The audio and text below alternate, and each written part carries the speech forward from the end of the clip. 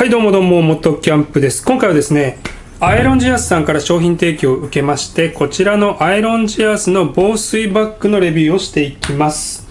バッグの最大の特徴としては高い防水性ですね。素材が防水素材でできているのと、トップ部分ですね。このトップ部分をくるくるっと回してバックルで閉じてしまえば、雨とか水が入ってこないっていう仕様になっています。雨に降られても中の荷物が濡れないっていうところがこのバッグの最大のメリットになるかなと思います。なのでもうとにかく雨に強い防水バッグっていうところでバイク乗りにとってはめちゃめちゃありがたいバッグだと思います。やっぱりバイクに乗ってると突然の雨、特にキャンプツーリングとかで長距離移動するときなんかは突然の雨が怖かったりします。急に雨が降ってくると自分でカッパを着たりとかバッグに防水カバーをかけなきゃみたいな作業が面倒だったりとか、バイクを止められない時に雨降っちゃった時に結構心理的なプレッシャーになるんじゃないかなと思います。で、こういった防水バッグだともうそもそも雨に降られても大丈夫な状態なので、1個荷物は濡れないっていう安心材料になるので、長距離のツーリングなんかにおいてはありがたい機能なんじゃないかなと思います。はい。で、アイロンジアスっていうメーカーなんですけれども、今回軽く調べてきました。アイロンジアスは、中国に本拠地を置くバイク用品メーカーです。2015年に創業したようで、バイク用の靴とかグローブなどを中心に作っているようです。で、今回バイク用の新作バッグが出たのでレビューしてくださいっていうことで、このバッグをいただきました。ではバイクのレビューをしていきましょう。まずはこの防水バッグのサイズです。こちら70リットルのサイズでして、このサイズ他に50リットルと30リットルがあります。もしキャンプツーリングに行くんであれば50リットルと70リットルどちらかがちょうどいいサイズなのかなと思います。30リットルは日帰りのツーリングだったり一泊のホテル泊のツーリングなんかに向いてるんじゃないかなと思います。この70リットル実際手に持ってみると結構大きいです。はい、こんな感じで結構大きいですね。結構ボストンバッグぐらいの大きさがあるんじゃないかなと思います。ただ大きくても実際にはバイクに積載は問題なく乗せられる大きさです。はい、まずは外側を見ていきましょう。バイクの持ち手がついているのと側面に磨き用のループがついています。ロープをかけたりですとか、カラビナとかこういったフックなんかを取り付けて荷物を取り付けることができるかなと思います。あと細かいんですけど、ここに反射テープがついているのでバイク乗りにとってはありがたいですね。反対側には、こういった感じで外側にポケットがついています。このポケットはメッシュ素材になっているので濡れても大丈夫なものをここに入れるのがいいのかなと思います。ここに今ちょっとパーツなんかを入れてるんですけど、荷物を肩掛けにして持ち運ぶ用のベルト、これちゃんと肩パッドがついているのがありがたいですね。あとはバイクに積載するためのベルトが4本ついてます。あとはもうバイクの構造自体はシンプルで、このトップ部分をくるくるくるっと回してこのサイドのベルトをパチンと閉じると、あとはキュッと絞ればこのバッグ自体はしっかり閉じられて水が入ってこないような仕組みになっています。側面にもう1個ベルトがついているので、このベルトをしっかり絞ればより厳重にトップ部分を閉じられるかなと思います。はい、内側を見ていきましょう。内側ですね、こういった感じでビニールコーティングって言っていいんですかね。雨には強い素材が内側に貼られています。内側に大きなポケットがついてまして、ここに小物類は入れられそうだなと思います。この内側は本当にシンプルな構造になってまして、この先ほど紹介したポケット以外は何もない、この中にどんどん荷物を入れられるような構造になってます。で、私こういう防水バッグってもともと存在があるのを知ってたんですけど、小分け収納が苦手なんじゃないかなっていう先入観があってあんまり買おうと思ってなかったんですけど、今回商品提供を受けていい意味で裏切られたなって思いました。っていうのもまずそもそもちゃんと小分けのポケットが1個ついてますよっていうのと、この開口部がめちゃめちゃ広いんですよね。ガバッと開くので、多少この中に雑に荷物を入れたとしても大きく開くので中のものが見やすくて簡単に取り出すことができそうだなっていうふうにイメージを持ちました。なのでなんか荷物の整理整頓を細かく考えなくても出し入れ困らないというか、しっかり運用できそうだなっていうのがすごく好感を持ったポイントです。で、中身をもうちょっと見ていきますと、縫製面ですね、縫い付けの部分とかどうなってるのかなっていう部分なんですけど、ここら辺見てもらうと、ちゃんと縫い目の切れる部分に関してはシームテープというか、防水用の布がちゃんと貼られていて、継ぎ目から水は入ってこなさそうだなという印象を受けます。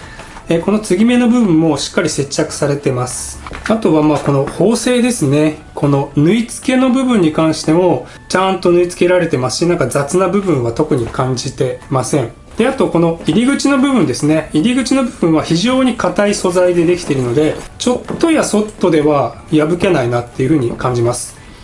で、ちゃんと二重で縫い付けられてますので、縫製もきちんとされているなという印象を受けます。こう手に持った感じ、まだ使い込んではいないんですけれども、作り込みはなんかちゃんとしてるなという印象を受けますし、防水処理に関しても心配はなさそうだという印象を受けてます。一番負荷がかかるのって多分外側のこの部分だと思うんですよね。ここってバイクの積載をするときにベルトを引っ掛けたりとか、ベルトのこの持ち手の部分をかけるようなとこなので、ここに一番負荷がかかるんじゃないかなって思うんですけど、まず布地に関してはもうしっかりしたものを使っているようですし、縫い付けに関しても四角く囲ってバッテンでも縫い付けてますので、かなり厳重に縫い付けられている印象を受けます。で、肝心の防水機能なんですけれども、この中にタオルを入れてお風呂場で1分ほどシャワーを当ててみました。お風呂場でのテストですが、中のタオルは濡れることはなく、今のところ防水性能に関してはちゃんとしているなという印象です。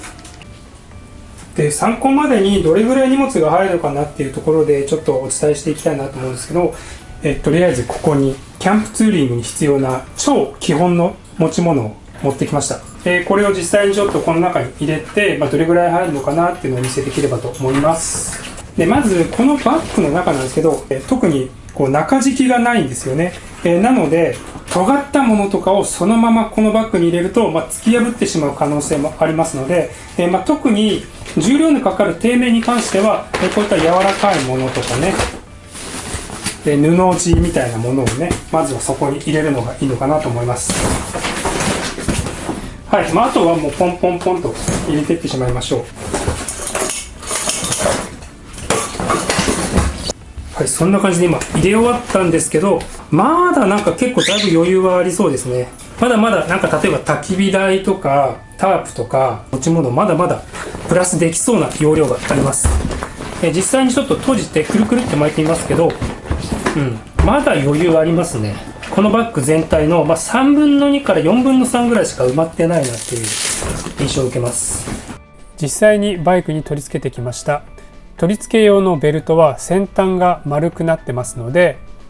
その丸い部分を2掛けフックなどに取り付ける方法が一つ。それからもう一つが、一回フレームに通してからこの丸いところにロープを通して固定するやり方があります。私のバイクには2掛けフックがないので、このフレームに1回通してやるやり方を使って固定してみました。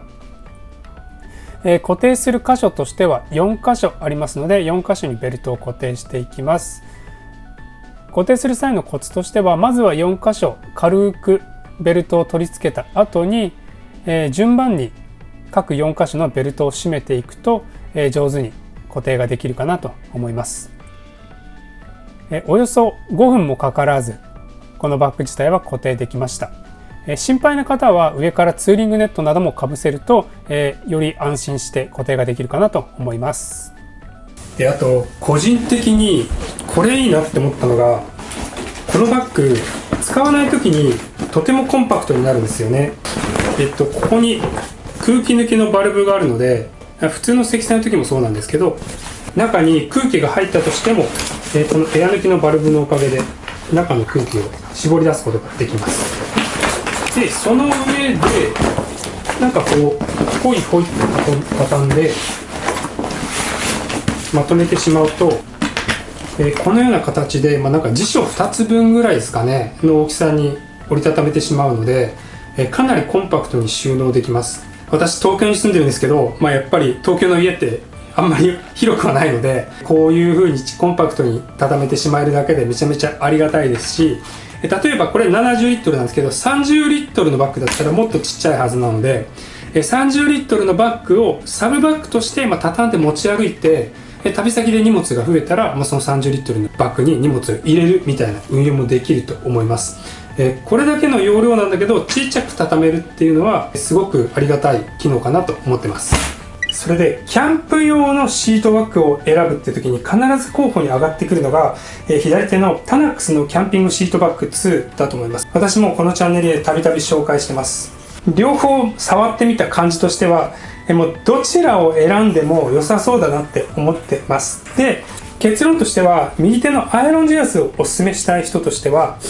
価格を重視する、要はもっと安いものの方がいいですっていう人とか、あとは防水性を重視する人にとっては、このアイロンジアスの方がおすすめかなって思います。一応この2つちょっと見比べて、比較をお伝えできればと思うんですけれども、比較するポイントとしては、収納性と防水性、それから価格かなと思います。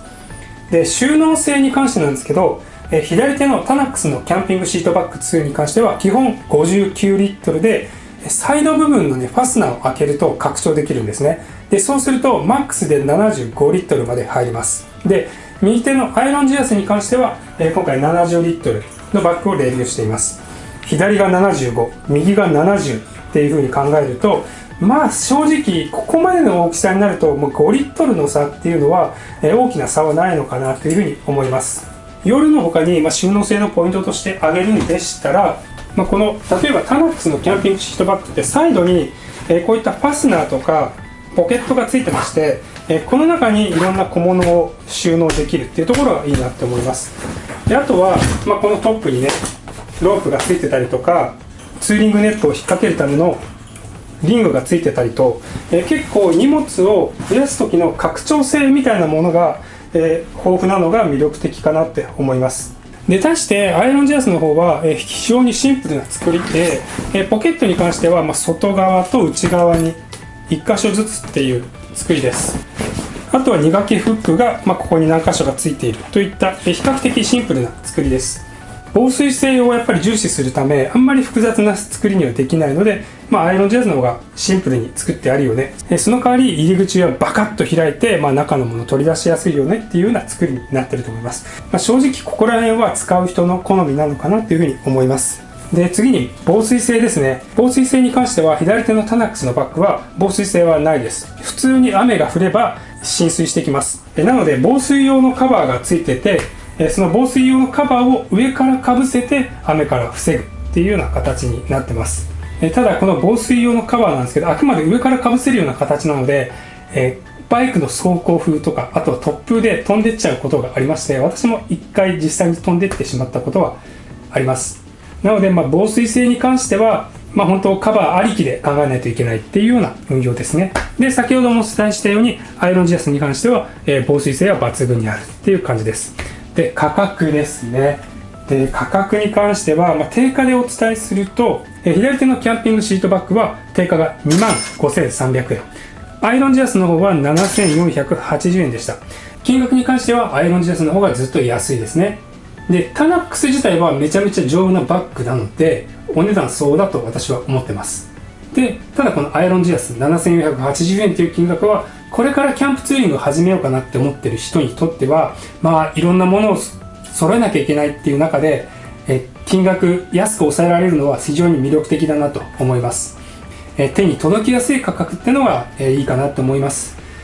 というわけで、両方手にして比較してみると、やっぱり私としてはどちらもいいよねっていう印象です。ただこのアイロンジアスの方をおすすめするんだとしたら、価格を重視する人とか防水性を大事にしている人にとっては、このアイロンジアスすごくいいんじゃないかなと思ってます。